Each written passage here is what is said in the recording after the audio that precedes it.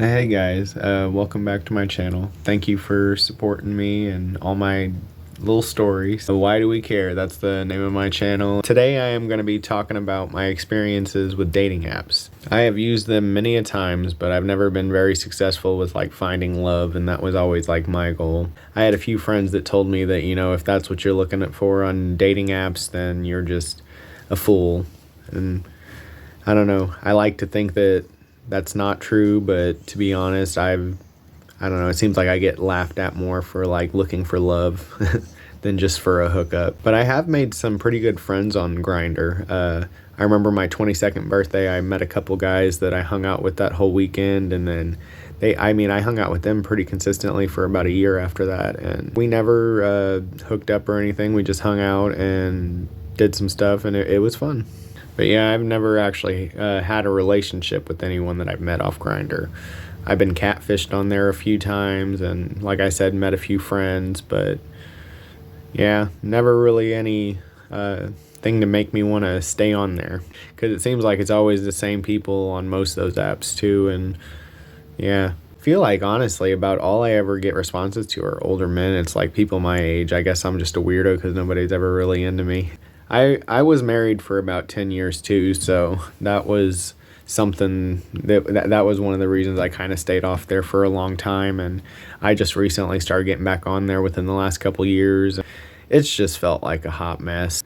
I don't know, I'm kind of glad to say that I did meet my husband the old-fashioned way, because I met him in an old apartment building I lived in, and I remember I was just moving in, getting my stuff off the U-Haul whenever I ran into him, and he lived 2 doors down from me, and we became pretty good friends for about a year until we got married, because we got married like, 8 months after we met.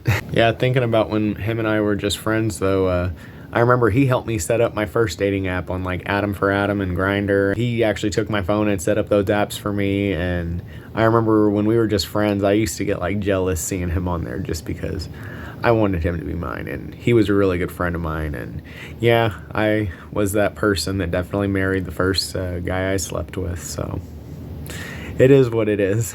That's one of the odd things about the dating apps nowadays too, because there's a lot more like married people and couples and stuff, and I don't know, I'm not judging anybody, but I've just never been comfortable with that. And I'm not gonna say I haven't. And when I was younger, I did sleep with a few married guys. I'm not saying that I've never done it. It's just, now that I'm in my 30s, it's just not something that, I don't know, I think too much about it now, and the consequences of it, and like the people that, how unfair it is to like their families and stuff. And I've had a couple guys that I hooked up with like 10 years ago that saw me back on Grindr and were like, hey, and yeah, I even told them, I'm like, I'm sorry, that's just a standard I'm having for myself in this new era, is that I'm not gonna sleep with married people anymore. So yeah, it is what it is. That's just my prerogative. One of my favorite memories from Grindr, I remember I met this guy in Lee Summit, and his apartment was awesome. Like, it was decorated in horror movie stuff, and I love horror movies. And it was a pretty good time too. And then we talked about movies for a while, and he told me about this Crypticon that was going on in Kansas City, and I just got really excited about that. And unfortunately, he and I weren't able to ever get back together to go to that Crypticon, and that was the only time I ever saw him. But yeah, I had a lot of fun at Crypticon in 2015 in Kansas City. I got to get a picture with Heather Langenkamp, got to shake hands with Tony Todd, and I'm not really good with names, but I saw a lot of actors there that I knew from movies. Like, they had the clown from The Devil's Rejects, and the guy that he played Kincaid in Nightmare on Elm Street Part 4 and 5, and he was there. Me and him just kind of waved at each other. But yeah, I hope to do more stuff like that. I wouldn't have known about it if I hadn't met up with him. So, some things really do just go together and happen for a reason, I guess. But on my 22nd birthday, I met a couple of guys, like I said, and we hung out for about a year, and I got into some crazy stuff back then and did some stuff that I would never do again. I still like don't regret that friendship. I'm glad that I met them. I've seen some stuff about them recently, and honestly, they both look like they're living their best lives, so I'm happy for them. That friendship really taught me a lot, and I'm very thankful for it, and I'd honestly love to hang out with them again. I think they just both live in different states now. I got catfished a couple times on Grindr, and that was something that really just kind of made me hesitant to be on there for a while. That happened a couple of years ago. I had people that were sending me pictures that weren't really them, and then when I met up with them, it was like, oh, I'm sorry I'm sorry, I thought if I sent you a picture of what I really look like, you wouldn't want to hang out. And I'm like, and you don't think... I'm like, I mean, I'm not that judgmental, but the weird thing is just that you sent me a picture that it's not you, and no, that was always a turnoff. Yeah, and I quit sharing nudes a lot, and that really kind of negatively impacted like my responses and my conversations, even on like all those dating apps, because it made me uncomfortable, and I've never been like a super fit guy. In fact, when I was younger, I was about 330 pounds, and I don't know, I seem to get attacked more when I share nudes than like get any compliments or anything. So I decided a while back for my own peace that I'm like, no, because I mean, I'm going to send you a picture of what I really look like. I'm not catfishing you, but if you show up and you decide once the pants are down that you're just not into it, well, whatever. It's not the first time I've heard it. But at least if I don't send you pictures, I know you don't have like things that you can like post on the internet or be evil with, because I had somebody do that one time. I caught him recording while we were hooking up one time, and he's like, oh, no, I'm not going to share that with anybody. And then he put it on X Hamster. That really kind of upset me, but it happened. That's why I'm just like, you got to respect your energy, and whatever your boundaries are, your limits are, like, that's just them. And I felt that way ever since high school, because I remember when I was in high school, I was still like more bisexual, and I was like dating girls and guys, and there was this girl that wanted to date me. I actually knew her. She lived in a different town, but I had met her before, seen her before, and she got really upset with me. That was on Meet Me, or back then in high school. For me, it was called My Yearbook. Probably shows my age. I'm 31. But yeah, I remember she smoked cigarettes, and back then I wasn't into cigarettes at all, and I thought, no, I'm just sorry. That's one of my standards. I'm sorry, I don't date people that smoke cigarettes. And she got so upset, and she's like, so you wouldn't date somebody? Like, that's like somebody saying that they won't date somebody because somebody likes to go to Taco Bell. And I'm like, I mean, I'm always down to tear up some Taco Bell, and that's still true to this day. I love me some Taco Bell. I mean, I'm happy that for me back then, I was like, if that's somebody's standard, that's somebody's standard. I'm sorry, personally, I love Taco Bell, but I don't love smoking. I didn't back then anyway.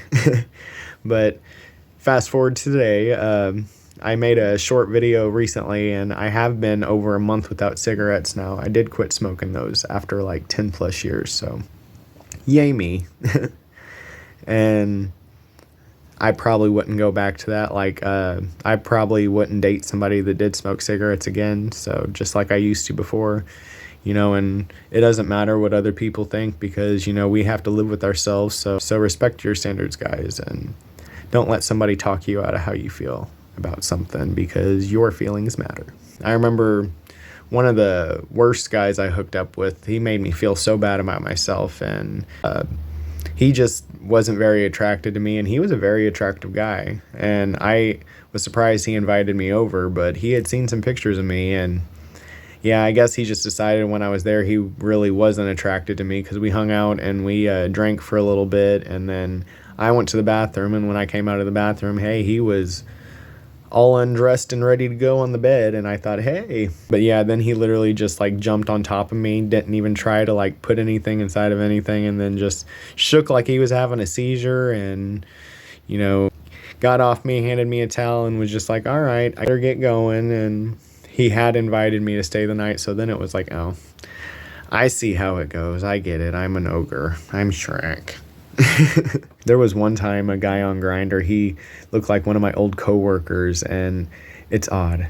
I used to really have a crush on that coworker, so that was one of the things, like when I hooked up with this guy, I just kept thinking of my old coworker. And yeah, I only ever met that guy one time because we drove like 50 miles out to this house he claimed him and his crew were working on. And it was kind of a nice little setting. He made a little fire in the fireplace, and there was like a mattress on the living room floor. That was a crazy experience. It was one of my only times topping, so I think that's why I remember it too.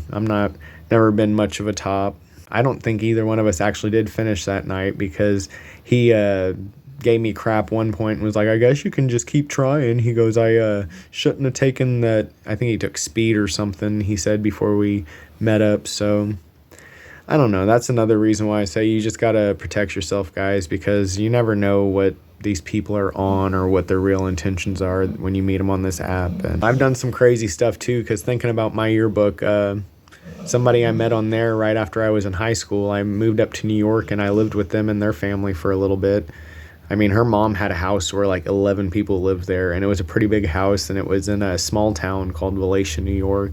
Her mom owned a daycare that was like down the road. I don't remember how far it was, but a lot of people were worried that I was going to just move from Missouri to New York after high school with somebody I'd never actually met. But back then I was also talking to somebody on MySpace, I think, and I had met her, and she lived down in Florida.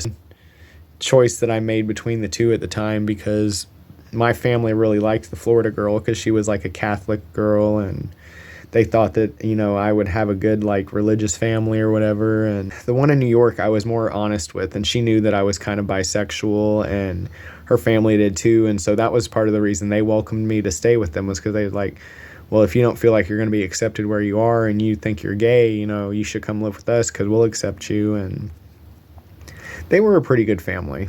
I unfortunately didn't get to stay in New York very long, though, because when she started dating a guy and he wasn't okay with me living there, whether I was gay or not. And I don't know. It was a fun experience, though. I'm glad it happened, and I'm glad I went. There is a lot of times I kind of wonder how my life would be if I'd gone to Florida and gone that route. It is fun to kind of look back and think about some of the people I've talked to and the things I've been able to do because of social media. And I don't know, I hope that you guys have had some good experiences that you can look back on and smile. And I think we all have those ones that we're going to learn from, you know. So if you made it all the way to the end of this video, I appreciate you hanging out with me and just listening to me ramble about my dating experiences on apps and stuff. And I'm sure there's some other crazy ones that I might remember and talk about later on. You know, a lot of them were pretty quick too.